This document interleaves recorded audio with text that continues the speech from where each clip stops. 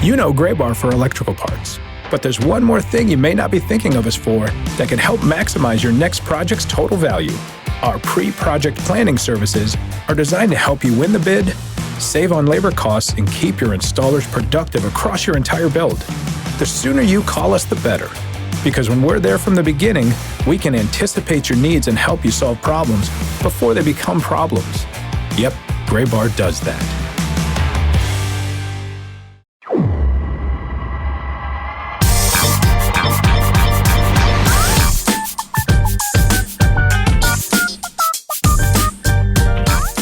The latest episode of the Show Before the Show podcast, the official podcast of minor league baseball. We are back 11 days ahead of the Major League Baseball trade deadline. Minor league races continue to heat up all across the minor league landscape. My name is Tyler Mon, along with Sam Dykstra in New York City. It's an old school episode today. It's just me and you for segment numero uno, and Benjamin Hill joins us later.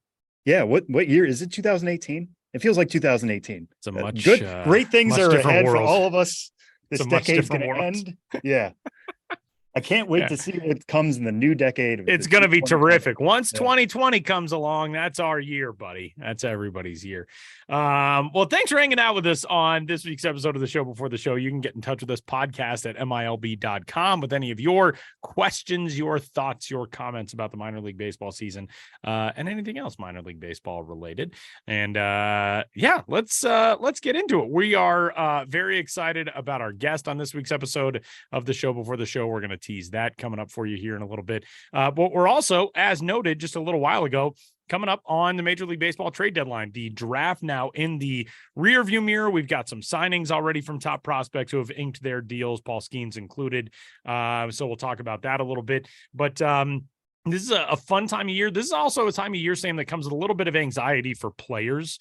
If you're a top prospect and your team is contending, or your team is out of it and is looking to make some sort of moves for 2024 and beyond, this is a time of year that comes with a little bit of unspoken electricity in clubhouses and dugouts, and not necessarily the easiest of that type of energy, but always a very interesting time of year around late July. Yeah, I mean, Hug Watch is very much on in clubhouses, both at the major league level and the minor league level. If you're a prospect for a contending team, we've heard this before from players of like, hey, it's weird not knowing if you're going to get a tap on the shoulder and be like, hey, you're going elsewhere, or if you have a phone call that's coming saying like, hey, we traded you to X team. And that can be difficult for prospects for sure, because in many cases, that's the only team you've ever known. And you get traded. And it's one of my favorite questions to ask guys after that is like, do you see it as another team wanted to acquire you, or that a team traded you away? And in most cases, they'll say it's nice to be wanted, because they could take anybody in a trade. Not anybody, obviously, but there's a bunch of options, and you were the one they picked. You were the one they singled out and said, I want you in this trade, which is nice to feel wanted in that way. But still, you got to pack up everything, especially if you're in the minor leagues and like you're on the road. You got to call folks and just say like, hey, can you pack up my apartment? And now I'm going to Fort Wayne, or now I'm going to Hillsboro, Oregon, or what have you. Like, it can be really difficult. So it's exciting from a fan perspective. I remember getting really excited by the trade deadline. I mean, I still am, because we're sitting here now. There hasn't really been a blockbuster to go down yet, and that could happen at any moment. But from a player perspective, yeah, there's a little bit of that anxiety. Even if you're a major leaguer and you could be traded to a contender and you want to go towards a winner, it's still a big life change. So it's kind of a crazy time of year. It's a crazy time of year, and like you said, I mean, it is fraught with all kinds of different emotions for guys who find themselves at the center of these things. I remember my first season in the minor leagues in 2009, being around a Pirates prospect, or at the time, an Atlanta prospect who was traded to the Pirates as part of a deal in 2009, named Jeff Locke. And Jeff Locke played, I think, 7 big league seasons. But it was a guy who was part of a deal that sent him from one franchise to another. This is the type of deal in 2009. Here, talk about remembering some guys. Jeff Locke was traded by Atlanta with Gorkys Hernandez and Charlie Morton to the Pittsburgh Pirates for Nate McLouth. Remember Nate McLeod? Wow, there you go. I mean, Charlie Morton's still around. Charlie Morton's still, he's still doing it. And I think Corky Hernandez was still playing overseas as of, I want to say he was in. Now I'll have to look this up and see if I remember this correctly or not. But I do remember talking to Jeff Locke in the moments after he had been traded. The team was on the road. He came back to get his stuff in Myrtle Beach. And he said, I mean, the first thing you think is like, man, this team doesn't want me anymore. And it's a team that drafted you. It's a team that's developed you. And that's heartbreaking. But then you do start thinking about it from the standpoint of, oh, there's another team that does want me. And that's really cool. And juggling all of those things when you're in your, early 20s in most cases for so many of these guys, you're still a teenager in some cases for other players. That's a heavy weight to feel, but it is an exciting time for players across the baseball spectrum, at least once you can get past the shock of, oh, I've been traded. Yeah, I mean, even a more recent example, we heard a story about this last year about James Wood getting traded in the Juan Soto blockbuster. And that was such a crazy day. I remember it because I do the Padres top 30. So you went throughout that entire day hearing Juan Soto to the Dodgers. That was the big rumor, but the Padres were kind of in the mix and then they pulled the trigger. I think the story that we heard was that he heard on the bus. Like they were on the bus to another game. It's not like you just get dropped off and you can go the other direction. Although Josh Jackson's going to tell a story similar to that decades ago. That's a tease for Ghosts of the Minors later. But in the modern day, you don't just get off the bus, you stay on the bus. And then just like those were guys he got really close to, especially Jackson Merrill. Those guys were, very close because of how good they were. They came in the same draft. And then to find out he was traded, sounds like it was a very difficult moment. Now, James Wood is doing very well in the national system, kind of a consensus top 5 prospect in the game. But yeah, it's even the big ones who are moved in blockbusters like that and become a centerpiece. It still affects them. Well, and the other thing that's wild too is that we are in an era now where, formerly 15, 20, much less, 40, 50, 80 years ago, you don't really hear about trades from being called into the office and having somebody sit you down and explain it to you. You hear about it on Twitter or you get a push notification or whatever it is. So many of these guys are finding out in ways that are kind of shocking. I mean, if you just logged onto the internet and you found out that you had been traded from your job to an entirely different company, that would be a little bit stunning. But that does happen a lot these days. And it is a very delicate kind of area to try to navigate. Yeah, in an ideal world, that wouldn't happen. And like in most, I don't want to say in most cases, but like you would hope, even in this day and age of social media and push notifications, like you say, that you would hear from your agent or you would hear from your farm director or the GM that's acquiring you. Like that's the professional way to go about this. But not every prospect is going to find out that way. That's just the truth of the matter. Like sometimes information flies very quickly. And it flies to a journalist just as quickly as it flies to your farm director or to your agent. So yeah, it's kind of a crazy time we live in, but hopefully everybody finds out through the proper channels. Knock on wood. I don't think that's going to happen, but that's our hope anyways. Well, there are many potential deals this has the feel of a year where we're going to see all kinds of crazy trades, and not just because potentially the biggest name in baseball, the most talented player in baseball could be on the trade block, and that's Shohei Ohtani. Sam, do you have an idea of trade pieces, top prospects who could make sense to be moving in a different direction? And the elephant in the room, is a Shohei Ohtani deal actually possible? I mean, technically, yes, but I think a lot of people are getting wrapped up in like, oh, this is a rental for Shohei Ohtani. He's a free agent in the offseason. Teams are like, or fans anyways, are like, you're only getting him for a few months. You don't want to overpay for a rental, but you are getting 2 players in one. You're not just getting a rental. You're getting essentially like 2 guys, one guy you can put in the lineup, one guy you can put in the rotation. And he's really, really good at both. I mean, we're talking, Aaron Judge was even acknowledging the other day, his AL record might go away because of Ohtani. So it's really insane. You're trying to trade essentially for maybe the best hitter in baseball and a guy who could be, 2008 Brewers CC Sabathia for the rest of the season on the mound also. Yeah. So it's, this is certainly not your standard quote unquote rental deal at the end. Right. Yeah. It's going to take, I don't want to say like a Juan Soto-esque deal, because that involved multiple years of control and all that. And that was multiple major leaguers, CJ Abrams and Mackenzie Gore, and then really good prospects below that too. I don't think it's going to be quite that, but it's going to hurt. It's not going to be one of those deals where it's just like, oh, it's two good prospects and that's it. It's going to really deplete a system. It's going to hurt.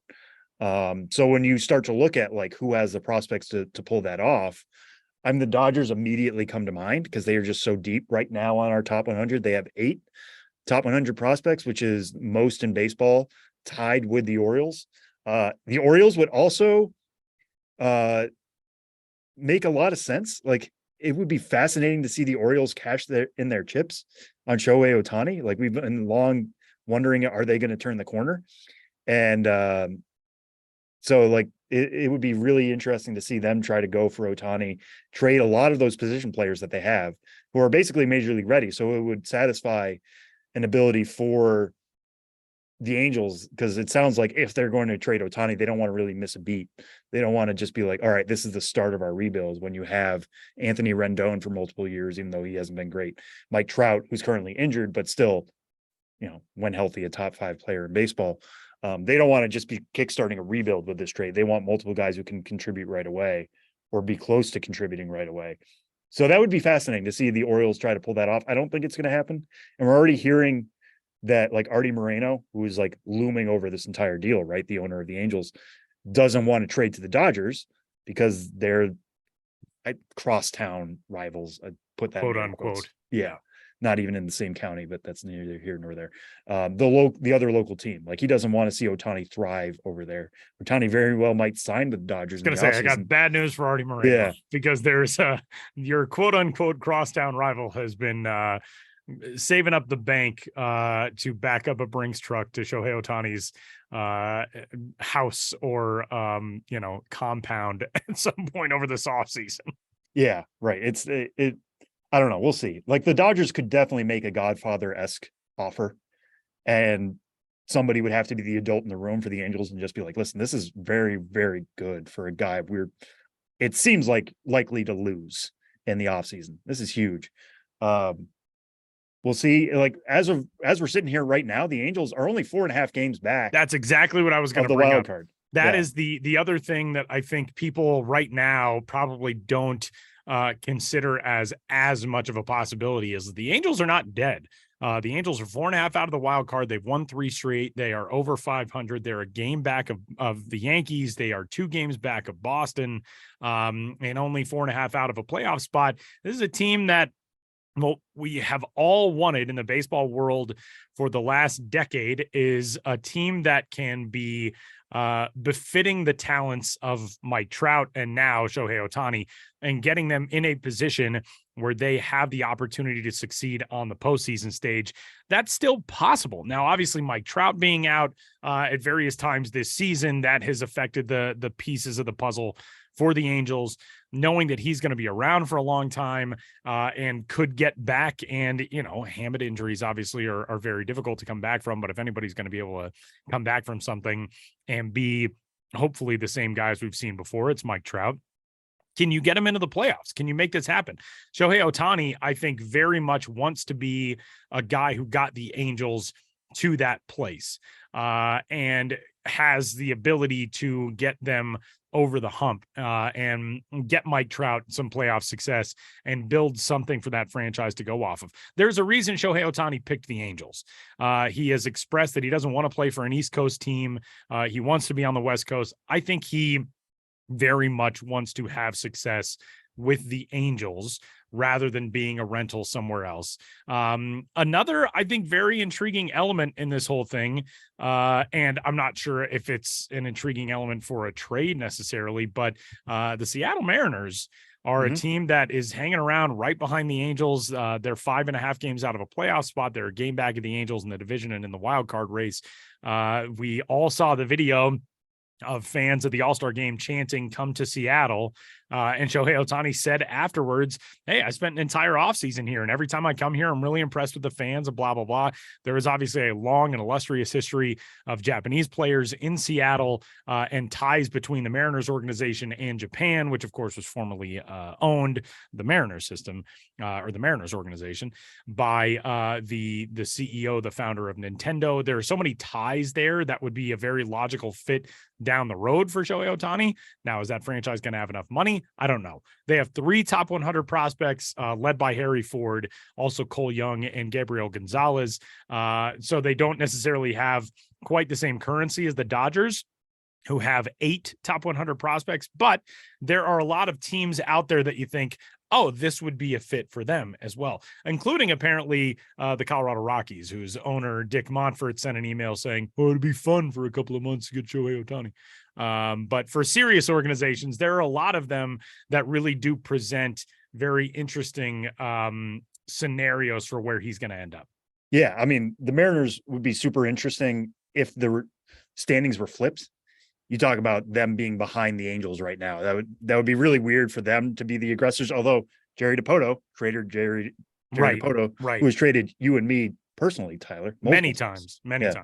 So you can never rule him out being involved. But again, like if they're not going to trade to the Dodgers because they're just a local team, would they trade to a division rival who they actually have to play multiple times? I don't see that happening. Maybe, like you say, in the offseason, that's definitely a consideration for Ohtani if the Mariners can scrounge up the cash to make it happen. Some other wild cards I'll kind of throw out. The Cincinnati Reds have a major need for pitching. He would satisfy that. And can you imagine Ohtani in that lineup next to Ellie De La Cruz and Matt already, as they have called themselves, already America's team, the Cincinnati Reds. Yeah. And if you add the most exciting dude in baseball to that team, man, in that ballpark too, which is very hitter friendly, in a bandbox ballpark, hitting in a lineup with Joey Votto and with Ellie De La Cruz, and that would be so much fun. Now it would hurt. Like you're probably trading somebody like Christian Encarnacion Strand to make that happen. You're probably letting go of Noel V. Marte. Edwin Arroyo is probably going to Noel V. Marte, who they just acquired in another trade deadline deal last year, by the way. Yeah. Right. And all those trades have actually looked really good. I mean, I'm sure they would love to have Luis Castillo right now, but like getting Marte, getting Arroyo, getting Encarnacion Strand, Spencer Steer, who's been a great rookie for them. They have the young pieces to pull this off. It's just, are they willing to really go for it in that NL Central, which is very winnable? And here's one that I can't get out of my head. I don't think it's going to happen. They're not the team to do this. And if they do get him, they're not going to extend him. Tampa Bay Rays would be so crazy. Man, that would be so much fun. That would be so much fun. What if they just decided, hey, now is the time? Yeah, right? We got to go for it. Let's do it. This is the guy you kind of abandon your principles. They're one of the teams that hugs their prospects more than anybody else. Like it's them in Cleveland who refuse to trade their prospects. Right. I get it. But man, if you give up, like Junior Caminero is going to be on the table for that. But if you give him up and like Curtis Mead and Carson Williams, it's tough for the Angels to say no to that. Yeah. And those are guys, especially Mead is knocking on that door as an option. Man, I'd like to see it. I don't think it's going to happen, but that would be something. The Tampa Bay Rays, who, by the way, were at one time on pace for the greatest season in baseball history, they have really come back to earth. They are technically on win percentage. They are in second place in the American League East now, behind the Baltimore Orioles, who are 58-37. The Rays have 2 more wins, but they also have 2 more losses. They're 60-39. So the winning percentage is slightly back of Baltimore. So the Rays have gone from, this team that we thought, are they going to win 120 games? What's going to happen with this team? They are a much more normal looking good team. But man, that'd be fun. And it would be the most unorthodox thing that I think we've ever seen that organization do based on their philosophy. But man, if you would have told us at the beginning of the season that we would get to July 20th and the 3 division leaders in the American League would be the Orioles, the Twins, and the Rangers, I'm not sure how many people would have had that on their bingo cards. The Orioles, okay, there was certainly an argument to be made there that team was going to find it. They were going to start clicking with all that prospect. The Twins, sorry, American League Central fans, but it seems like you could just throw out any 26 guys and they could lead that division in 2023. And the Rangers, I mean, that's the Bruce Bochy effect. That's a team that They went all in with some big signings over the last few years. Now you bring in a manager who really has a feel for what it takes to be successful and get to the postseason and win World Series titles. I love that story for the Rangers. I think they are such a fun team to watch. But yeah, not necessarily the three I would have picked, in March that coming up on the trade deadline, we'd be looking at as division leaders. One team that we also have not discussed, there is such a narrative out nationally, and I think it's because it's the low-hanging fruit narrative that anybody can do this at any time, any year. But there's also are the Yankees going to go out and try to grab him? I don't see that happening. I don't see that happening because, guess who the Angels just swept? It was the New York Yankees. Right. That is a team that is not playing. They're 2-8 in their last 10. They've lost 4 straight. They're 3 games over 500. I just don't know. Yes, obviously that changes the calculus with a team, but I mean, is Shohei Ohtani enough for that team right now? That's a pretty middle of the road looking team at 50 and 47. Well, listen, I mean, you put him in that rotation next to Garrett Cole and you're going to be so much better. And you put him in that park. Right. I mean, right. Some Yankee of the tanks he hits now are going to be, that's going to be huge. I know you're talking about when he first signed, he preferred the West Coast. I would still expect and kind of hope the Yankees make a run at him, because if they're not, what are they doing? Oh, they will with that budget. Yeah, they certainly will over the offseason. They certainly will. So that option is available to them. I just don't think they have necessarily the pieces to pull it off right now. They have some prospects that I like. Jason Dominguez is really good. Spencer Jones has had a pretty good first year. He's striking out a lot more than I think many people would like, but he's a huge outfielder in an organization that knows how to develop those guys. So they have something to pull off. It would kind of be like the Padres last year. And you look at the system and it's not great, but they have just enough to get Soto. It would be that for the Yankees. Now, do you want to deplete all of that for half a season rather than multiple years of Soto? That's, a debate Ryan Cashman can have, but I think they're just going in the wrong direction. But this might all be moot again. We're talking about the Angels as if they're completely out of it. They're not. So there's still, as we're sitting here on the 20th, trade deadline is August 1st. There's still some time here, but I love talking about this stuff and being in that area where we still don't know answers. Man, I got to ask one thing, and this is a baffling one to me. What is the deal with the Kansas City Royals? This is a topic, obviously, that doesn't just lend itself into trade deadline discussions and all that. But that team, we know what's going on in Oakland and the roster that the A's have put out there in 2023. The Kansas City Royals are only a game and a half better than that team. The A's are 27 and 71. The Royals are 28 and 69. They've got a run differential of minus 159 this season. They are 15 and 35 at Kauffman Stadium. They're 13 and 34 on the road. They're 14 and 46 against teams over 500. And there was a time in the last few years when we thought, man, the Royals are building something in that system. They got a lot of pitching. They obviously have shown that they can develop talent very well with a World Series title within the last decade that was predicated largely on homegrown players. Now, I know Dayton Moore moving on and all that type of stuff. There have been some changes there, but man, that franchise, not only do they not really have a lot of talent at the major league level and therefore some huge trade pieces, and they dealt Aroldis Chapman, which was somewhat baffling. Aroldis Chapman was in Kansas City to begin with, but they don't have a single top 100 prospect either. And I'm not just meaning this to drag the Royals, but what has happened there? Yeah, I mean, Kansas City, you talk about they had a lot of pitching. They did have pitching options. Yeah. The biggest problem for them was finishing those guys off. Was getting that, Brady Singer had a time where he looked like, okay, this is the success story. And this year hasn't been great. I mean, he's took a downturn. The thing I will say about that is they have implemented some pitching philosophies and pitching development this year that is starting to turn that corner. It is a slow process. It's like a ship turning at sea. It's not just a quick UE. It's slow and building. And you're starting to see it at the lower levels with guys like Frank Mazzucato and Ben Kudrna, but those guys just got to high A. I mean, it's going to be a while until we can really see. They have some other pieces like Alec Marsh, who I think can be a really good pitcher. He's starting to turn a corner too. It's taking some time, and those guys who made the major leagues, Vinny Pasquantino is injured. He's out the rest of the year. Right. That's a big piece. That hurts a lot. Yeah. Bobby Witt Jr. is in fits and starts looking like the guy we thought he could be. I think he's getting there, but he's still super young. Yeah. I think that gets lost in that conversation of like, oh, what happened to Bobby Witt Jr.? He's not the superstar some of these guys are. Yeah, he's really not having that bad of a season. I mean, he's having a really good season. A very respectable season for a guy who is still one of the younger players as a major league regular. I mean, this is a guy who was born this millennium. Like Bobby Witt Jr. just turned 23 last month. So I'm not writing that dude off. He's also hitting 256 with an OPS that's around 750 this year. Like, they are very similar numbers to what he did last season, but last season he started the year as a big league regular at 21. Yeah. I'm not writing off Bobby Witt Jr. No, but it's still like it's going to be some growing pains. They've identified this year as kind of like, we're going to find out some stuff about ourselves, and maybe they have.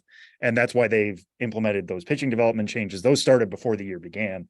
It's just going to take some time. Yes, Gavin Cross is not taking off in the way you would hope. Frank Mazzucato is kind of like a borderline top 100 guy, but is walking more than I would like. And he was repeating a level at single A to begin the year. So now we find out a little bit more about him at high A. There's some interesting pieces there, but if they're really using this year as a see and find out year, they found out some stuff, and they're going to have to make some changes in the offseason in terms of like going out and acquiring better players and building around that core that is still there. They need to be supplementing, and they really haven't done that. Aroldis Chapman, they turned into Cole Reagans, right? Who like is now throwing upper 90s in ways that really surprise Rangers fans. Yeah. So like that's something you do. You go out and identify other pitchers and you bring them in. They can still make some trades here coming up that I think are going to bulk up that system. How much, we'll see. We're talking about relievers they're moving. I don't think they're going to move any huge pieces. But there's still some work to be done, but it is being done. You can kind of see the pieces of it in ways that it's a little bit more difficult to see in Oakland. In case anybody was wondering, by the way, Gorkys Hernandez is still playing, or at least he was as of this winter league. He was with the Cardenales of Lara in the Venezuelan winter league. So I know you were all dying to know. And yes, Gorkys Hernandez still kicking around. He was in the Mexican League over the last few years. He was most recently in affiliated ball in 2019 in the Red Sox organization. So now you know the rest of the story, like Paul Harvey. All right, let's continue. And Sam, as we get close to the trade deadline, the players who will be potentially future trade prospects or will be the guys necessitating big prospect packages in trades, the future stars of Major League Baseball. 2023 MLB first-year player draft class. We're already seeing some deals inked, some other deals that are probably close to being signed.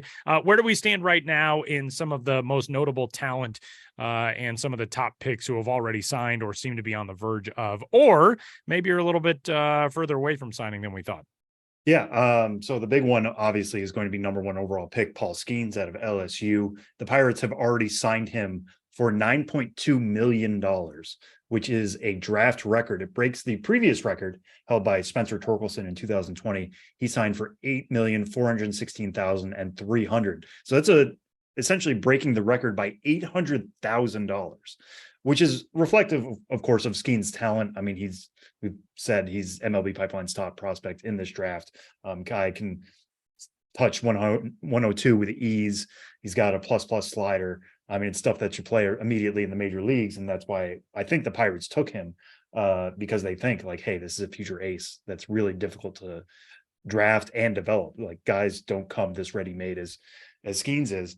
But it's also reflective of just the economics of baseball right now, because even that $9.2 million signing is $500,000 lower than the slot value for the number 1 overall pick this year. So bonus pools are rising to reflect the economics of the game. So we're going to see these records kind of continually broken over the next few years, which is good. It's good for players. It's good for the game that we are seeing this level of investment. Obviously, you kind of wonder what could Skeens get if he was out on the open market and not drafted, but that's a conversation for a different day. But the fact that he's already signed is really promising and a good sign for the Pirates. And just, for the rest of us, there's no signing day drama.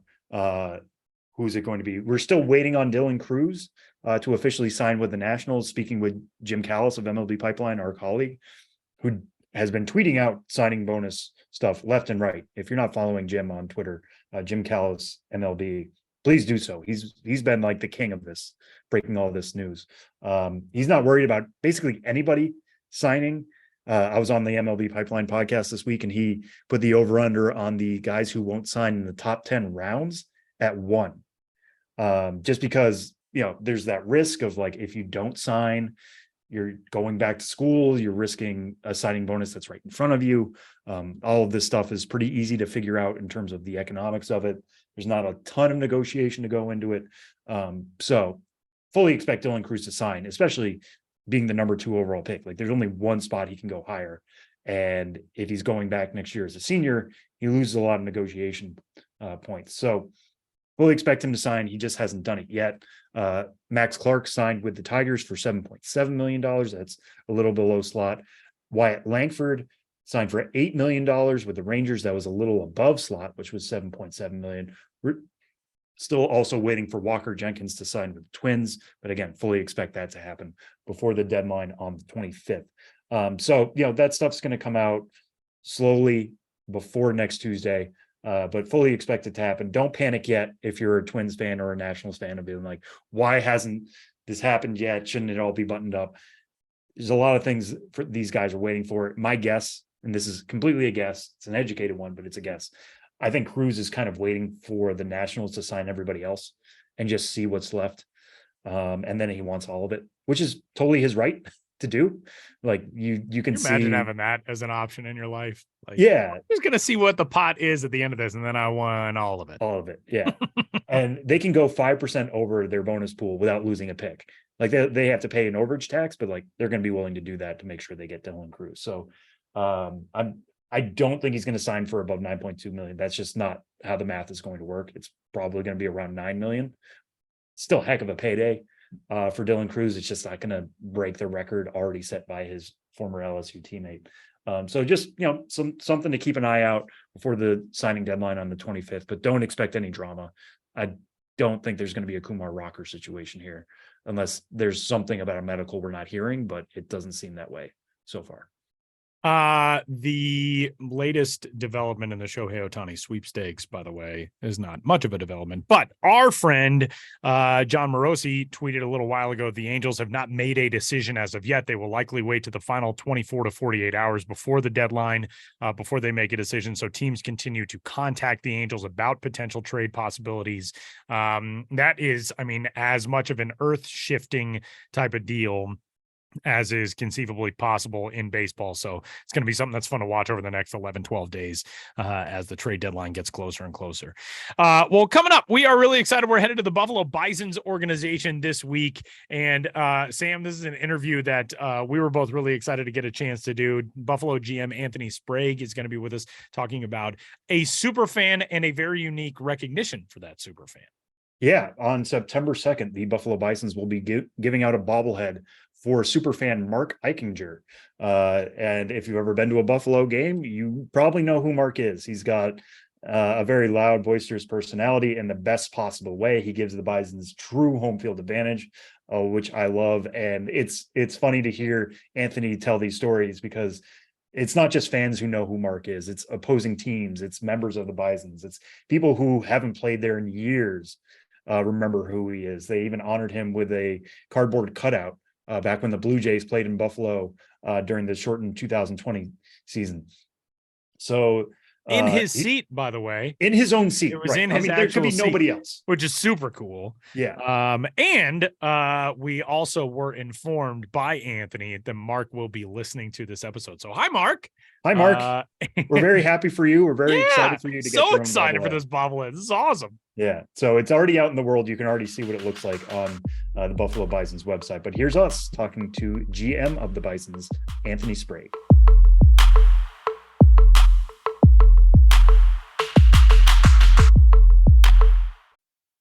This episode is brought to you by Indeed.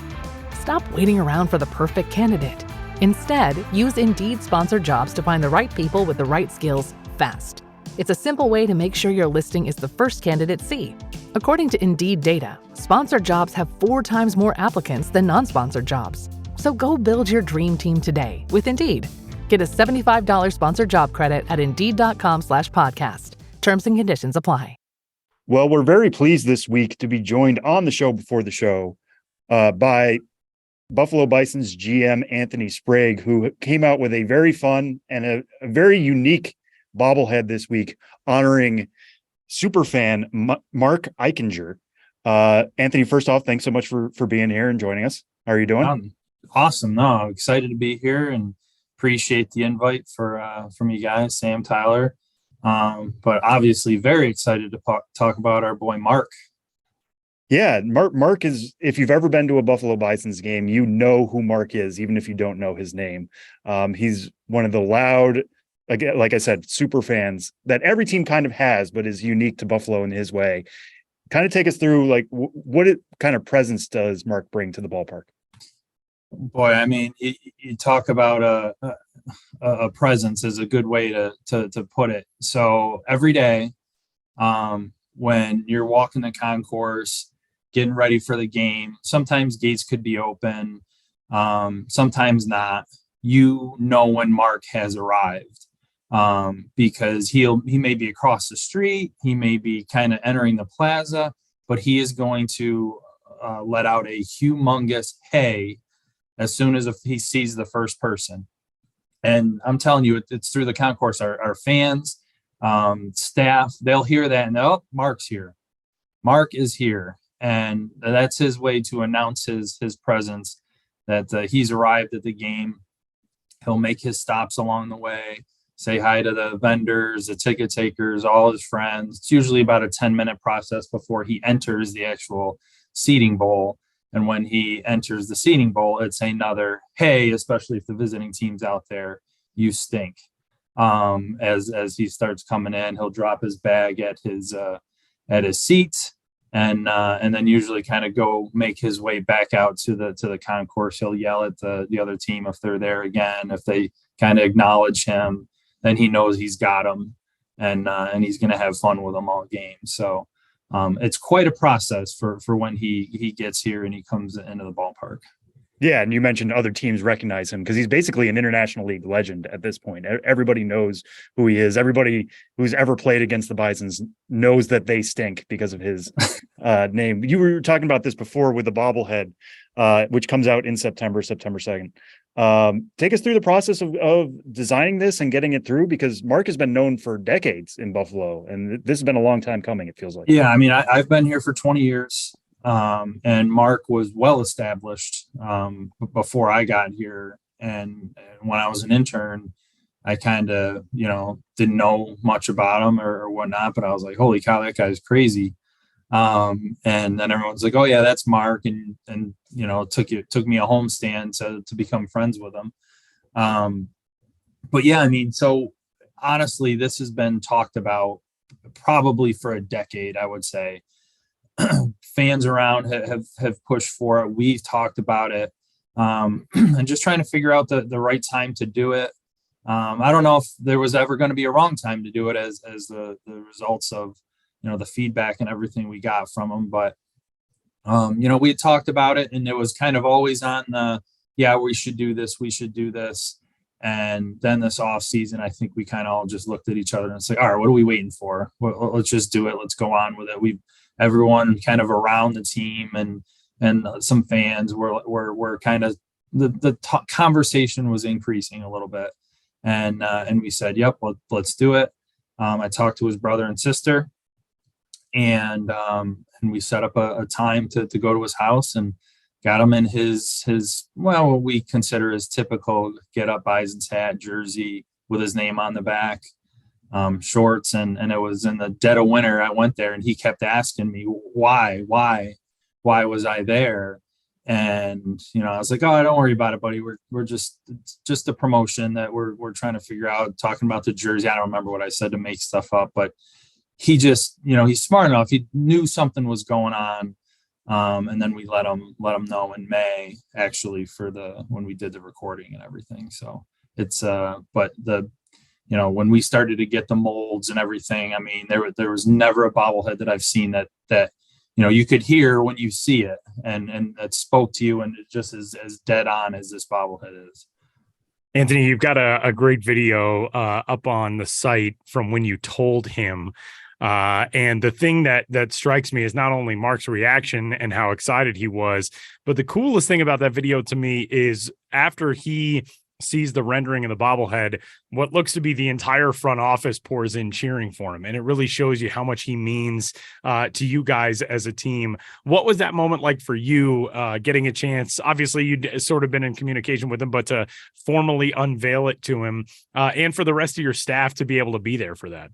Yeah, I mean, it was special. I mean, there's promotions every year that you kind of look forward to, moments of the year that you look forward to. And when we decided this one, that was the one that for me personally, he and I go so far back, that was marked on my calendar. I could not wait to do that. And he's always a little, I don't want to say standoffish at times, because that's not, as you see him, his personality is not the way. But when you explain something to him, he wants to process it and make sure he knows what's going on. And he feeds off everybody else. That's why we wanted to have the staff there, and everyone wanted to be there too. It was like, hey, we're going to do this. This is special for him.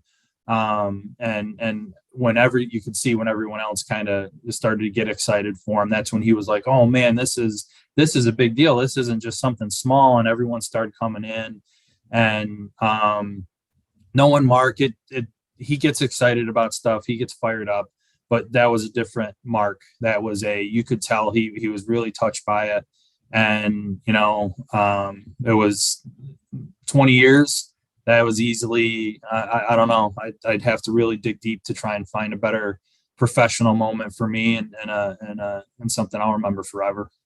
We are in such a different era of minor league baseball nowadays, with the wide scope of it, and MLB overseeing everything and all that. But this is something that kind of goes back to really the roots of minor league baseball. I mean, the late 1800s, early 1900s, where teams had a fan base that formed such an intense emotional local connection. And it's not just about player development and moving guys along to the next level and all that, but there really is an element of, oh no, I cheer for the Bisons because that's my team. That's the team that I love most. What is it about, especially the way, Mark has not only influenced your team, but opposing teams that come in who he's always on from, first pitch or even before first pitch, it sounds like. What do you hear from, players, coaches, managers, player development people who have gone through there, to see somebody who's got such a connection to a local team? I would imagine the realization of that from the people who are on the field has got to be really cool to hear about. It's amazing. And when we released that too, it was the who's who of was reaching out and retweeting and quote tweeting, all that stuff, and messaging us. It was crazy. People, honestly, we kind of forgot about that. Oh yeah, that's right. He came through here. And but it goes way beyond just the Bisons crew. I mean, I truly believe he could walk into any major league stadium, because those are the guys that have kind of been through a little bit, and give a yell by a dugout, and somebody from each team would turn and say, "Oh my God, Mark's here! You got to be kidding me!" So it just, even the visiting team, when they come in, you mentioned that they know about him too. There's time, like, he works. He's in a bowling league, and he does all kinds of different stuff. So he does miss a game or two here and there. And, because of his handicap, and what people wonder, like, oh geez, so if he misses a game, or heaven forbid 2 games in a row, the talk is, I'll get a text message from, hey, everything okay with Mark? And oh yeah, he's at bowling tonight, or he's at a birthday party, or whatever it is. Like, yeah, he's fine. He's got something going. Or honestly, early on in the season, he's kind of a baby, that he'll watch the games from my office too, because I have a nice view. That he gets too cold, he'll be out there for 2 innings and be like, no. And then all of a sudden, we'll get a knock at the back door here, and I know he's coming in to watch the rest of the game. So, but then people will say, oh geez, where's Mark? I didn't see him. What's going on? Or you didn't hear him on the radio yelling into the field mic that's right there. But you always know he's here, or he's at least listening for sure. But yeah, the visiting team that come in, they all know that when they come out, they look behind home plate to see if he's there. I gotta ask, he's in a bowling league. Does he go after his opponents in the bowling league? Is he yelling? He's pretty calm about that. I would say he's friends with them all. But he's intense. I can tell you, he gets, I think he averages like 100, I would say, I think, and I've bowled with him many a time. But if better than I do. He's been doing it forever, and he's got the two-handed roll going. But yeah, if a good song breaks out, don't trust me, he'll stop bowling and he'll cut a rug right on the bowling alley right there. Yeah, I feel like he's also a better sportsman than I would. If I was in a league with Tyler, I would be yelling at Tyler all the time. You would. Sam just yells at me on this podcast. You said. Yes, I know. Yeah. When you're in with Mark and you're a friend of Mark, you're a friend for life, and regardless if there's a little competition going or whatnot, he's all good with it for sure. All right, well, let's get into the bobblehead a little bit in designing the bobblehead, what it looks like. I mean, you talk about how this was basically a decade in the making. I'm sure there's many different ways you could have gone about this, but also maybe not, because it's got his iconic pose of him tugging on his sleeve. Kind of take people through. I know this is a non-visual podcast, but kind of paint a picture for us of how the bobblehead came out. Yeah, we were trying. I mean, look, he's like I said, he's been here but he's 30 years. So he has every jersey, every cap, everything that you can imagine. So, man, that was a hard part to try and figure out, okay, what jersey is he going to wear? His favorite forever was Torey Lovello's Bisons jersey from when he played here, and then when he managed here too. So that one was in consideration for us. But then our clubhouse manager got him a nice red Bisons one with his name on the back, just named Mark on the back, because that's how everybody knows him. So we kind of opted for that one because that's been, in the last couple of years, been one of his favorites. He's got his jean shorts on, black socks and sneakers, and that's, when we were talking about it, it was like, okay, everyone in the room kind of said, okay, what do you envision of Mark when he's coming in? And that was it. That was the one that we got. He has a batting helmet now too, because we used to have netting that went all the way across the top, so he could just wear a cap. But now when he sits out there, we got him a little batting helmet because, Mark, God love him, he's not going to catch a pop-up. And so we don't want him to hit him right in the dome or anything like that. So we got him that, but we still went with a traditional Bison's cap. All right. And we were talking a little bit about this before, but I feel like this is something that every club could do, but not every club has done.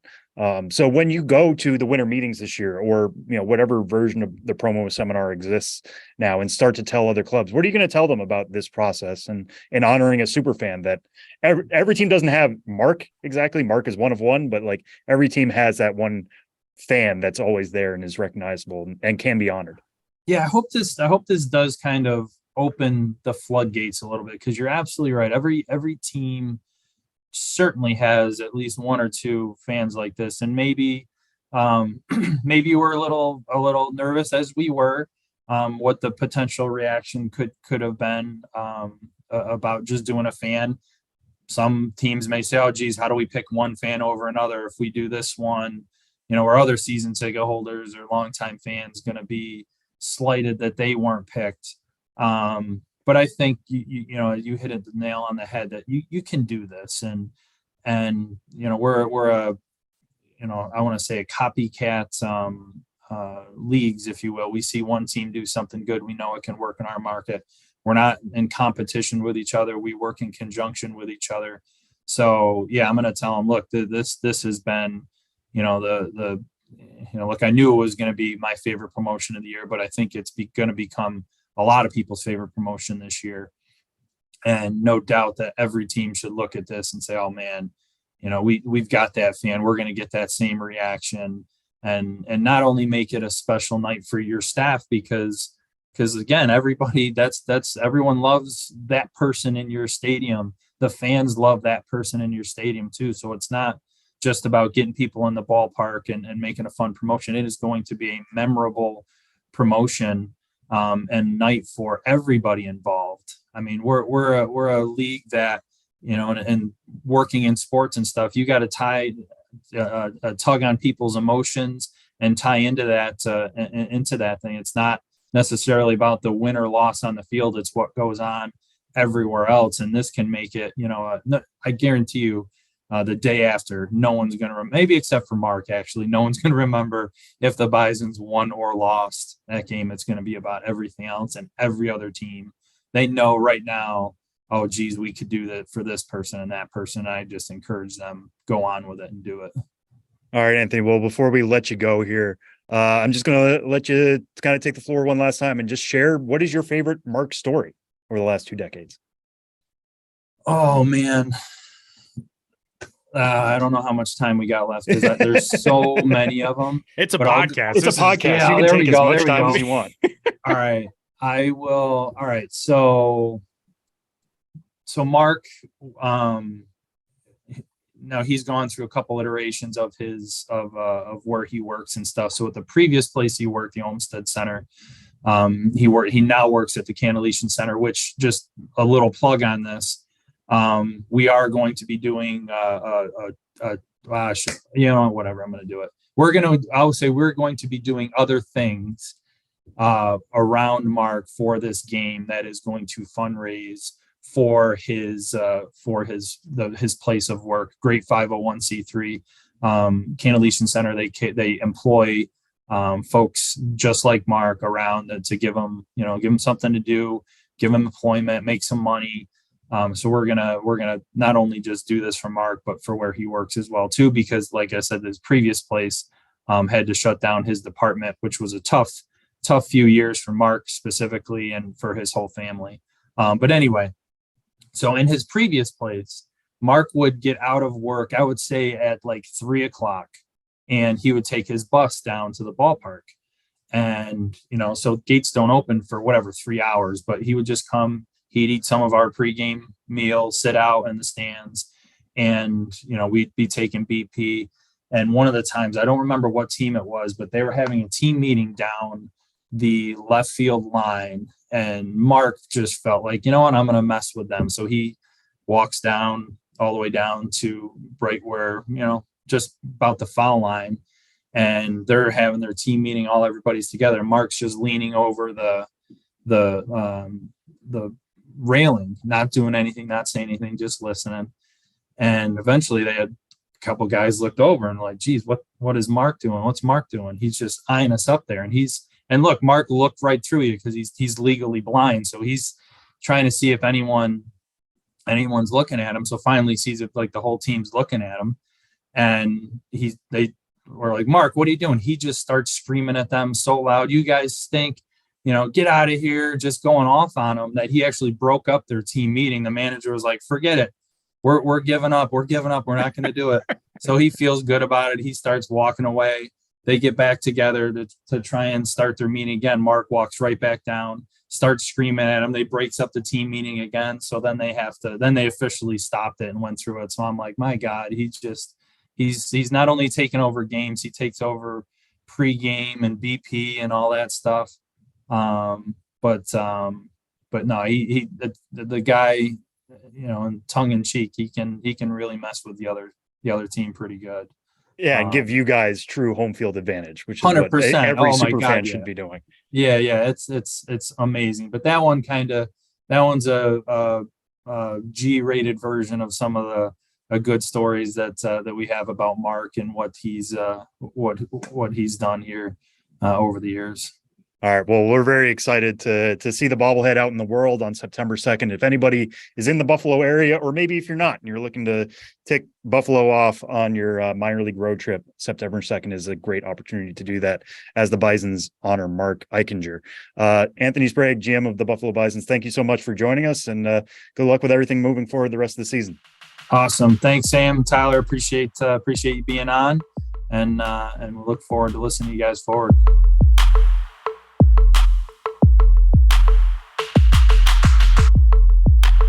Well, as we roll along here on the show before the show, we are joined by as we always are each week, just in a different place this week because he will be on vacation during our normal recording slot. Benjamin Hill, Ben, thank you so much for being here, as you are every week, but thanks for being here specifically this week. We know you're going to be in Gloucester, Massachusetts for part of the week, enjoying some time up there. But how are you doing?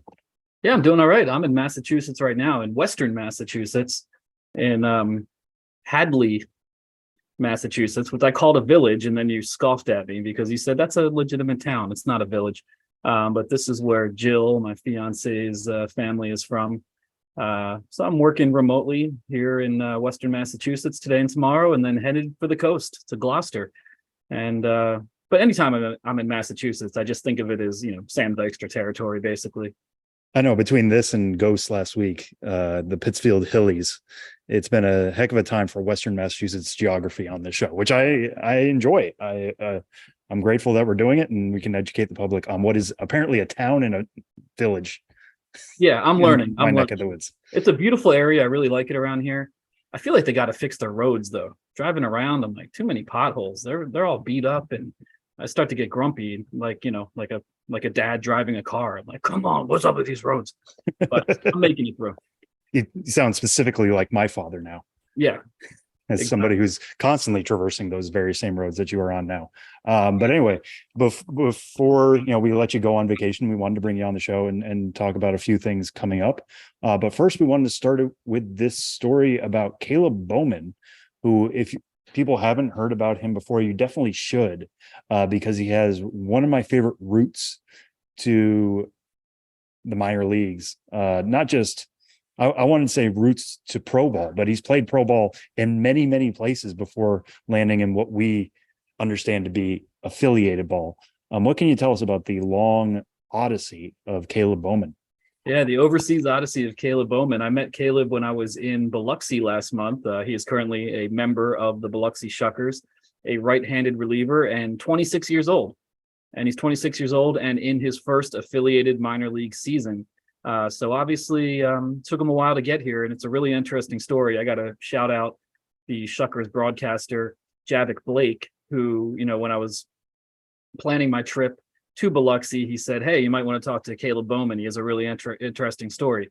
And as you know, I don't focus on players. I leave that to the experts such as yourself. But when I get tipped to a player with an unorthodox backstory, I'd like to pursue it. And Kaleb has a really interesting story. He's 26 years old, as I said, in his first minor league season, as I said.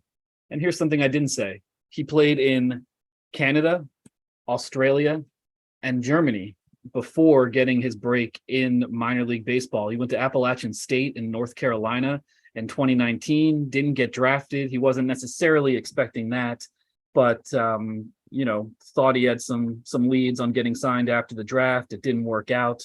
It's a pretty common thing. There's a lot of guys vying every year to get signed by major league organizations, both in the draft and afterwards.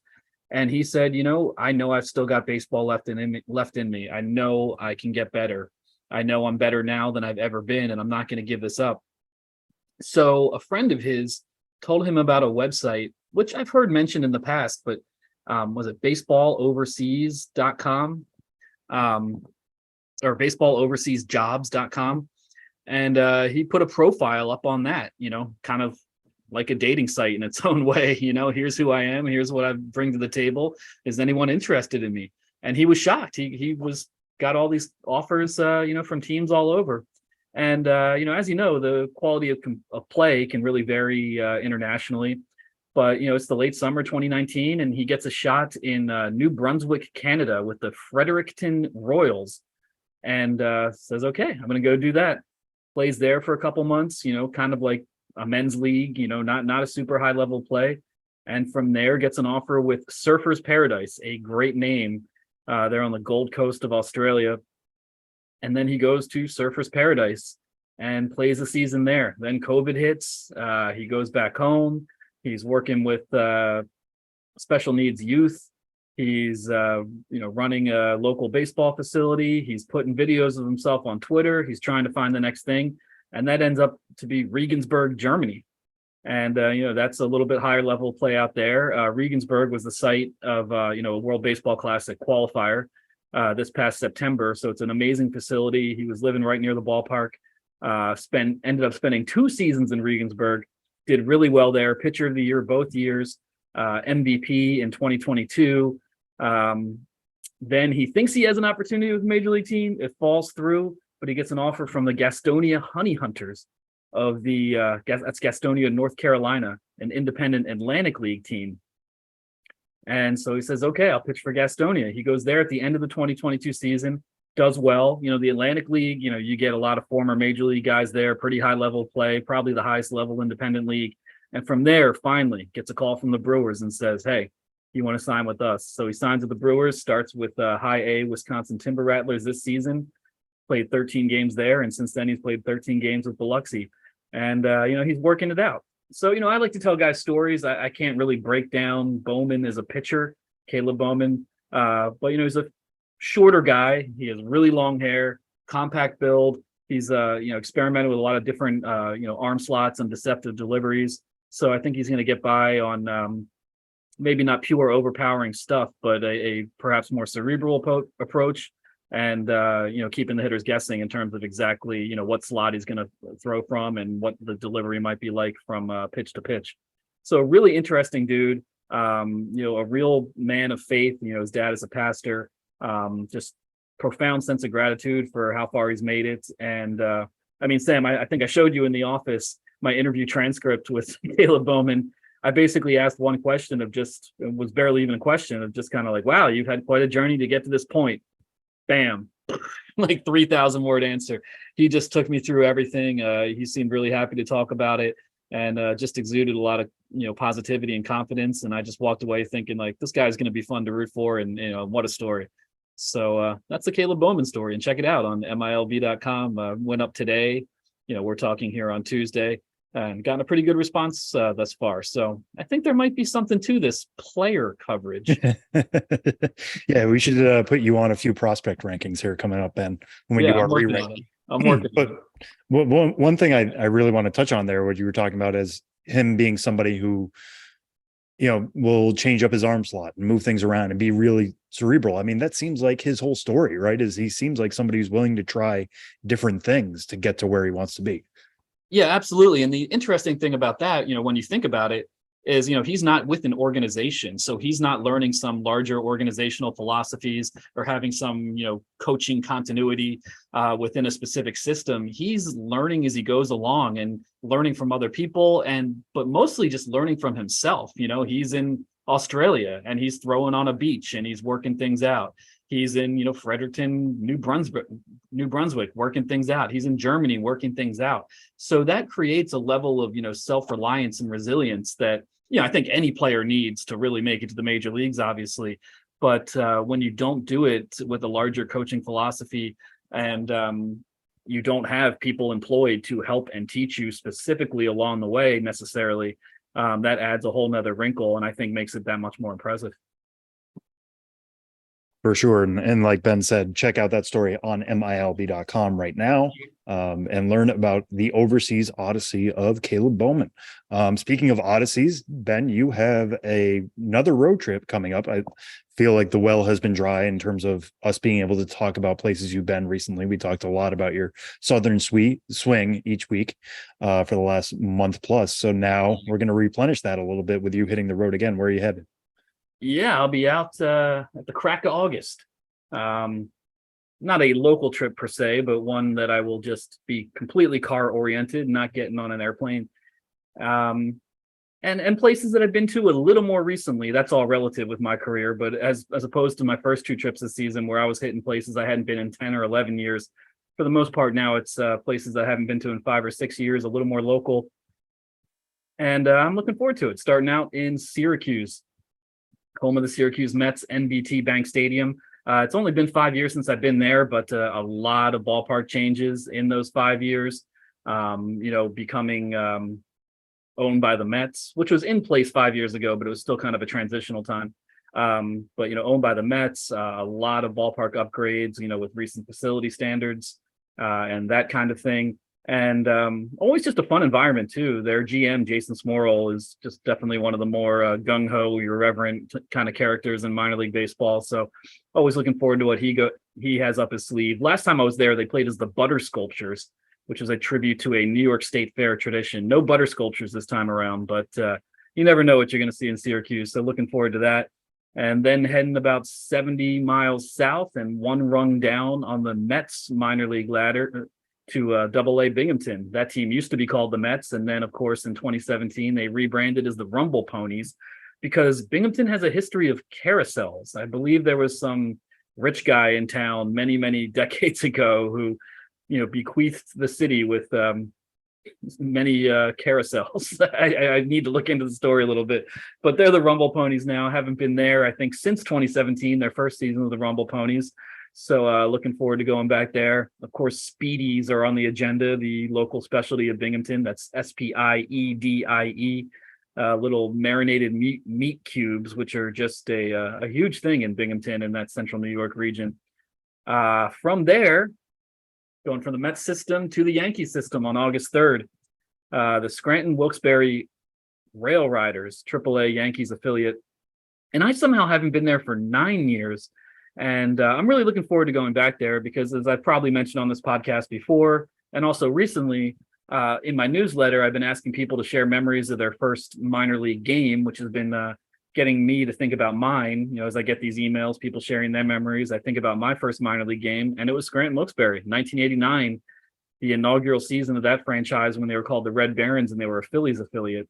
So yikes, I was doing that math just earlier today. I was like, what? That was 34 years ago. I went to my first minor league game in Sweden. And obviously a lot has changed since then. And I did see the ballpark in its new form.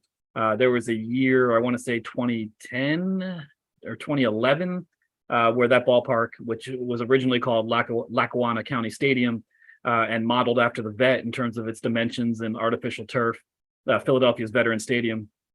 It was basically completely torn down. The team spent a whole season on the road, and it was built back up, and it's now called PNC Field. They're now a Yankees affiliate. So a lot has changed, but still, it's baseball in the location where I saw it first, at least minor league baseball. So I have a lot of great memories there, and looking forward to going back there for the first time in 9 years. Where does the time go? My goodness. And then, Scranton Wilkes-Barre used to be a AAA affiliate. The Phillies AAA, or used to be the Phillies AAA affiliate. The Phillies AAA affiliate now, of course, is Lehigh Valley Iron Pigs. So going to hit them up. Been another, again, 5 or 6 years since I've been there. And they are playing on August 4th, a Friday, as Scrapple. The Scrapple? I guess just Scrapple. And, that's something, I wouldn't quite say I grew up with it, but, growing up in Pennsylvania, I was aware of it. It's actually pretty good. It's not gluten-free, so I'm not supposed to have it these days in my celiac disease life. It doesn't sound appetizing, but it's pretty good. It's called Scrapple, and that's kind of what it is, scraps. It's a meat mush that is then pan-fried and usually comes out in a kind of crispy rectangle. And it's a breakfast meat of choice in areas of Pennsylvania, as well as areas of Maryland. The Delmarva Shorebirds also have a Scrapple identity. So let it be known that there are 2 Scrapple identities in minor league baseball in Lehigh Valley, that's Allentown, Pennsylvania, and in Salisbury, Maryland, with the Delmarva Shorebirds. They're playing as the Scrapple. A problem with Scrapple as an alternate identity is it is just a brown rectangle. It's hard to make that pop. It's hard to not many colorful aspects to the Scrapple. Yeah, there's not many colors. Doesn't naturally anthropomorphize and take on eyes or body parts, swing bats. But you got to celebrate the regional breakfast cuisine and make do. And I think because I do have that local connection, to the Phillies, to Pennsylvania, to the Scrapple region of this country, I'm looking forward to seeing what they do with that as well. Yeah, I mean, knowing a few people, including yourself, obviously, who are from the Philly area, the amount I've learned about Scrapple in the last decade has been more than I could have imagined. So it's definitely something that gets people excited, which is the whole point of these food-based identities. Now, have you had it? I've had it once. It was good. It was good. Yeah. It's not something like I seek out in my, I'm wishing Brooklyn would get Scrapple, but it's good. It's fine. But doesn't that seem like something Brooklyn would get eventually? It's like, oh, this is the place that sells Scrapple, like high. It probably exists. It probably does. I'm just not seeking it out, but yeah, I'm sure it exists somewhere in one of these bagel spots in our great borough. Speaking of hitting the road, Ben, I will be on the road with our friend and colleague Kelsey Hennigan this week. We are going to Nashville, and we're going to bring a lot of stuff from Nashville to next week's episode. It's going to be our themed episode of the show before the show for this month of July. It's going to be the MLB Pipeline Game of the Month. But you've been to Nashville. You've been everywhere. So what do you remember about visiting the Sounds, and what can you kind of do to preview our trip down there? Yeah, I've been to Nashville, I believe, 3 times, but just once I say their new ballpark, but it's not that new anymore. That ballpark is now called, is it First Horizon Field? Yeah, I know the name has changed since it first opened. I went there in the inaugural season, which is, I want to say 2014 or 15. First Horizon Park. First Horizon Park. In case anybody's yelling at their podcast device right now. First Horizon Park. First Horizon Park. I went there when it first opened. Didn't even get a full game in because some heavy rains came later in the evening. But I think you'll enjoy that one quite a bit. The former home of the Sounds, for many decades, from the 70s, through 2014 or so, was Greer Stadium. And that was definitely a little bit more of an out of the way location, definitely a ramshackle facility. And so while it had its charms and I liked Greer, when you're talking about a market like Nashville, which is in many respects a major league, quote unquote, market, if not a major league team, but just in terms of demographic and population size, population density, all the cultural things going on there. I mean, that's the kind of city that does need, if you're going to have minor league baseball, something that really is in the downtown, and, the same way Charlotte did as well. Charlotte, kind of a similar market, used to play in South Carolina and were kind of out of the way and didn't draw too well, but then they got in the downtown and started doing really well.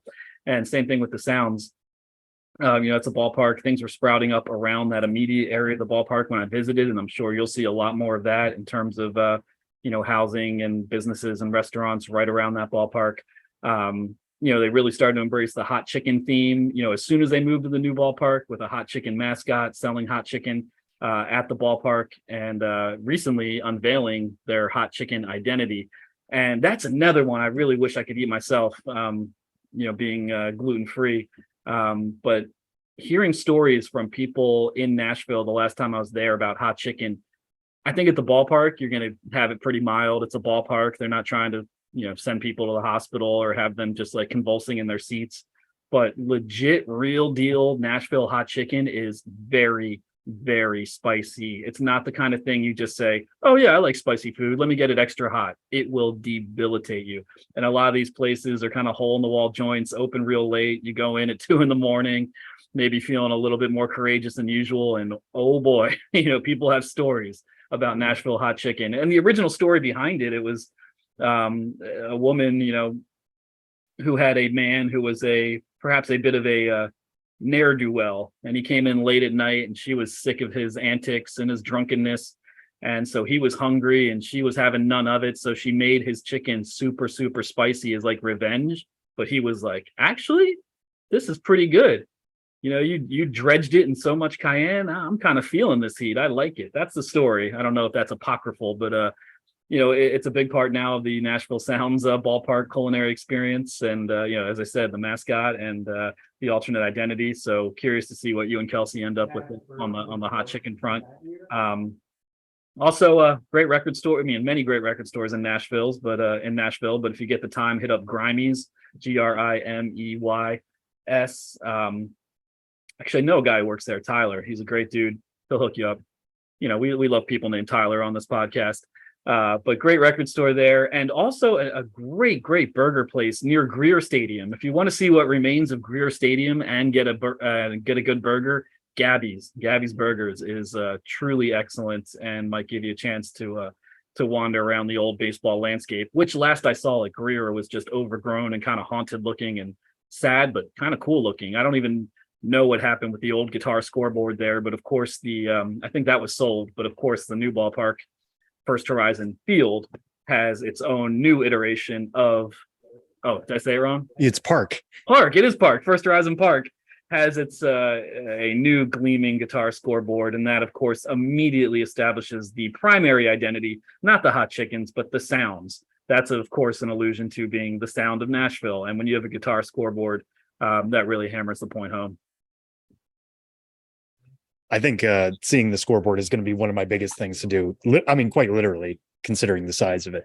But yeah, I mean, I've been to Nashville. I went down for the first time almost 2 years ago, and I had a hot chicken sandwich, and it was just painful to work through. I mean, you get to a point where it's just like, this is not enjoyable. This is me just trying to force this hot thing. Like I don't handle spice as well as others, I guess, and maybe, like you said, I didn't have enough liquid courage in me to be trying it at the hour that I did, which was like the normal 7 o'clock hour. But yeah, there's degrees to everything. So I think I have to keep trying it, and I'll find one I like. Work your way up during your time there. Have mild for breakfast, hot for lunch, and extra hot for dinner, and then then sleep it off. Yeah, sleep it off if you can sleep after that. All right. Well, thanks, Ben. But before we send you off on vacation, normally we do this at the end of the show, but since you'll be off this week, what's a promo to watch for people going into next week? What is a promo to watch? I was looking that up earlier, and I didn't see any that were just like really, really jumping out at me the way they sometimes do. I want to give a retroactive shout out to our friends, the Jacksonville Jumbo Shrimp, for having a Mr. Potato Head night last week, where they gave fans actual potatoes and then had body parts, plastic body parts strewn on a table on the concourse to create your DIY Mr. Potato bobbleheads. So nothing quite that creative coming up this week. Here's something I'm intrigued about, and I can't find as of yet, and I should reach out to the team, exactly why this is what they're going with. But Round Rock Express, who play right outside of Austin, big market. Speaking of big AAA markets like Nashville, Round Rock Express are certainly one of them, but they're playing as the Donuts, the Round Rock Donuts, on July 21st, which according to my records would be, what day is the 21st? That is, I'm all out of whack with time, as many people in the world of baseball are right now. July 21st is, oh, wow, that's coming up. Yeah. It's Friday. I knew that all along. They're playing, the Round Rock Express are playing as the Donuts on Friday. And so this is an opportunity for us all to learn. Usually I get on here and I talk like I'm an expert and I know everything. I don't know why the Round Rock Express are going to be the Donuts. Austin, you think of Mexican cuisine, maybe tacos specifically. Donuts, I haven't heard people talk about the donuts of Round Rock or Austin, but there has to be a connection there. So we're going to learn together.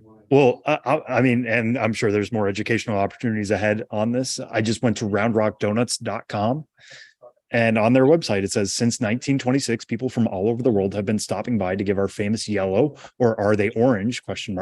Donuts a try. Round Rock donuts, made from the original owner's recipe, are created with as much care and finesse as they were years ago. So it just seems to be like a really local staple. It says, that's great. That's even better, as opposed to just kind of like a regional specialty like Scrapple.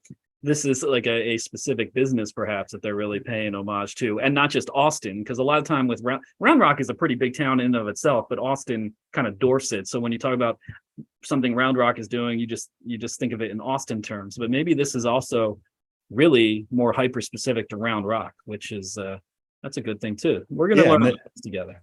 And these are also, they look more like, I would call them munchkins, but they're like donut holes instead of round donuts, or O-shaped donuts, I should say. So I don't know if you're from that area and you know exactly what's special about Round Rock Donuts, hit us up on Twitter. He's on Twitter at Ben's Biz.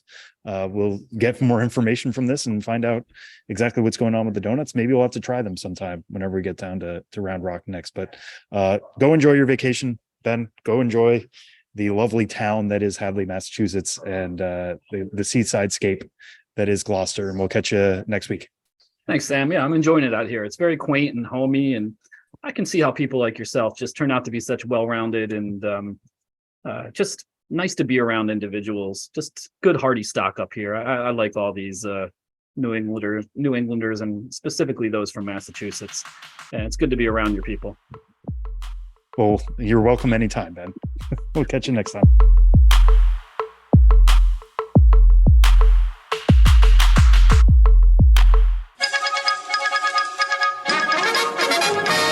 We interrupt this podcast to bring you another thrilling edition of Ghosts of the Miners. Now, here's your correspondent and host, Joshua Jackson.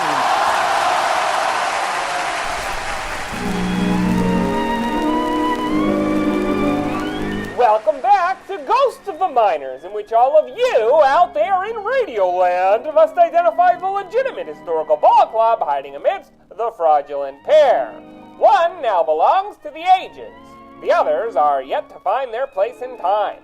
In the last segment, I asked you which of the following minor league baseball teams did at one time exist. A. The Bremerton Blue Jackets. B. The Goldsby Yellow Sox. C. The Baton Rouge Red Tops. You'll be cloaked in sadness if you didn't pick A. The Bremerton Blue Jackets, who launched from the Washington town on the Sinclair Inlet in 1946, that post-war year in which Naval Station Bremerton opened to give a home to the Pacific Reserve Fleet. Blue Jacket, of course, is slang for sailor, and our Blue Jackets navigated the wild waters of the Western International League from 1946 till 1949. The Western International League, WIL, was often referred to as the Willie Loop, and the will of the Blue Jackets was fairly strong. They finished their first year in third place, 73 and 63, with banner performances from William Barasoff, who led the league with 40 homers and 133 runs and tied with 155 RBIs, and Clarence Fettermeyer, who won a league-best 21 games on the mound. Those debutante Blue Jackets sailed a little smoother because of the leadership of skipper Sam Gibson. Gibson had been a big leaguer with the Tigers, the Yankees, and the Giants in the late 20s and early 30s before achieving legendary status as an ace of the San Francisco Seals from 34 to 44. He posthumously went into the Pacific Coast League Hall of Fame at the same time as former teammate Joe DiMaggio. But really, the historical significance of the Bremerton Blue Jackets' inaugural season, and arguably their entire existence, is tied to one of the most tragic events in American sporting history.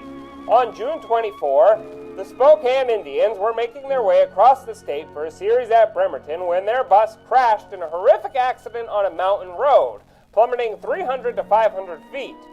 8 players were killed instantly, and 1 died days later from injuries sustained in the crash. The driver and 6 other players were also seriously hurt. Miraculously, an infielder named Jack Lorkey had been spared when the bus stopped for food shortly before the accident, and a highway patrolman passed along word that Lorkey had been promoted to the PCL San Diego Padres. Lorkey began hitchhiking back to Spokane. Find much more about his complicated and often bizarre life in an MLB.com story by Michael Clare. Fittingly, after the freak events of 46, the Blue Jackets moved into their strange era, as Alan Inky Strange took over as manager for 47. Old Inky worked as a printer in the off-season, so he was in prime position to give the Blue Jackets a little color. A one-time bat boy for the Philadelphia Phillies and erstwhile infielder for the St. Louis Browns and the Washington Senators, Strange retired as a player after appearing in a handful of PCL games the year before he came to Bremerton. He served 3 seasons as skipper of the Blue Jackets, going on to manage Spokane as well as Seattle's PCL club. But Bremerton came in 3rd place in 47, 2nd place in 48, and finished 8th and finished altogether in 49, as the board of directors acted to move the team to Eugene, Oregon, and principal owner W.W. Shepard insisted his flock could not thrive there. Ultimately, the franchise was replaced by a Tri-City entry. And that's how the Blue Jackets faded to black. Now, on to the question for next time. Which of these teams had lots of experience in the minors of yesteryear? A. The Ocala Old Timers. B. The Lake Erie Seniors. C. The Dayton Veterans. Want to know the answer? Act your age. Or tune into the next Ghosts of the Minors. But for now, you'll have to excuse me. My producer Ben Hill wants to play pool, and I've got to get him chlorinated.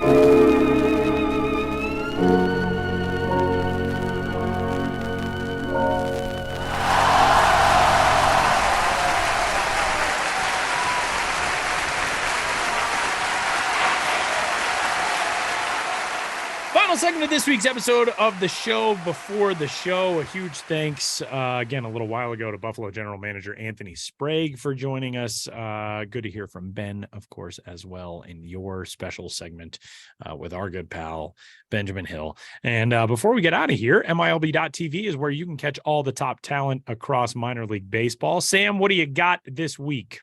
Yeah, so I will, as you just heard me talking to Ben, I will be traveling to Nashville this weekend with our own Kelsey Hennigan for the MLB Pipeline Game of the Month. That will be on Sunday night. Tune into that game. We're going to be doing a lot of cool stuff. I will be in the booth at some point during that game, just talking about Brewers prospects, and we'll be doing all sorts of fun stuff around the game. We'll be giving a ballpark tour of First Horizon Park, getting you an up close and personal tour, of course, of that guitar scoreboard. I will be talking to Sal Frelick, one of the top prospects in the Milwaukee Brewers system, about a number of things. We'll be doing that on the MLB Pipeline Instagram page. Team Italy World Baseball Classic star Sal Frelick, by the way. That might be coming up. I also will have to break it to him. He went to Boston College. I went to Boston University. I don't know if I want to broach that topic at the start of the interview or a lot of beanpot conversation. Yeah, a lot of smack talk. That he played baseball. We don't have a baseball team, so he has one up on me. So technically, you were undefeated against Sal Frelick during his college career. Technically true. So was he. I'm going to go with that line, but because he's a very good baseball player. But a lot of fun stuff we'll be doing on that, and that will be next week's themed episode of the show before the show. All sorts of interviews, including that one with Sal, and hopefully one with Sound's manager Rick Sweet, who has been with Nashville for a while, has been managing in the minor leagues. Seems like forever. He's going to have hopefully a lot of good stories to tell, and we'll find some other nooks and crannies of the ballpark. Try to bring it to you, a little bit of taste of Nashville on next week's show. So tune in for that. Please watch the game on Sunday. If you're able, or tune into any Nashville matchup against Jacksonville the coming days, but definitely Sunday is the game we'll be blowing up. Tyler, what you got your eye on? So, Sam, did you know that right now the top 9 prospects, according to the MLB Pipeline Top 100 prospects list, are all in AA? Did you know that? I did. It's kind of crazy because normally we don't, I don't say we prefer, but it's easier to make a case in the top 10 for guys who have upper level experience. So guys who have been in the major leagues or in AAA. And the way we've just kind of had graduations, Ellie De La Cruz being the latest one, those types have just kind of fallen off. And now we're getting guys who are just reaching AA, like the top prospect in baseball, who is who, Tyler? Top prospect in baseball is one Jackson Holliday. And Jackson Holliday and his team, the AA Bowie Bay Sox, will be taking on baseball's number 4 overall prospect, Washington Nationals outfielder James Wood, and the Harrisburg Senators. So you can watch the number 1 and number 4 prospects in baseball square off this week on MILB.TV as O's and Nats prospects battle it out. The Battle of the Beltway. I don't know. Is that I'm sure that's a term. I don't know I don't think they've used that term. Yeah. I also don't know how Harrisburg, Pennsylvania feels like being That's part true. of the Beltway. Well, but the parent clubs. Yes, the parent clubs. Oh, by the way, the Beltway series promoted by the teams as the Battle of the Beltways is the Major League Baseball interleague rivalry series played between the Baltimore Orioles and Washington Nationals, according to Wikipedia. So there you go. So there we go. I would have figured it was something where it was like, oh no, it's Georgetown basketball against James Madison. Is James Madison even? I don't even know if it's on a beltway. I don't know what the beltways really are. I know they're highways. Georgetown versus American. Do they play in basketball? Yeah, American's exactly. a school in DC. George Mason, maybe. I know George Mason, Mason's out there. James Madison's in Virginia, right? Yes. I'm going to stop talking before I put my foot in my mouth. I'll just add this. College locations. Harrisburg also added Brady House this week. They got him out of Wilmington real quick, and they've been pretty upfront about that. Wilmington is an extreme pitcher's park. It can be difficult to show your power there, and that's Brady House's a graveyard. Yeah, number one skill is his ability to drive the ball. So getting him up to Double-A in a little bit more of a fair environment, and getting him in that lineup alongside James Wood and alongside Robert Hassel III. If you're a Nats fan, that's a great opportunity to get an up close view of your future. What's kind of funny too is like, they had to rush Brady House out of Wilmington because it's such a pitcher's park. Brady House was hitting 317, 368, 540 in Wilmington. So he's doing okay. Yeah. Even despite the park working against him. I mean, honestly, I think that's part of the reason why they pulled the parachute was like, if he's doing well now, let's just get him out of there before it goes south. Yeah, exactly. Get him up. Let him have that confidence of having succeeded in a difficult hitter's environment. It's pretty cool stuff. And that'll do it for this week's episode of the Show Before the Show. Huge thanks to everybody that stopped by. And for Sam Dykstra, Benjamin Hill, Josh Jackson, and all the rest, my name is Tyler Maughan. We'll talk to you next week.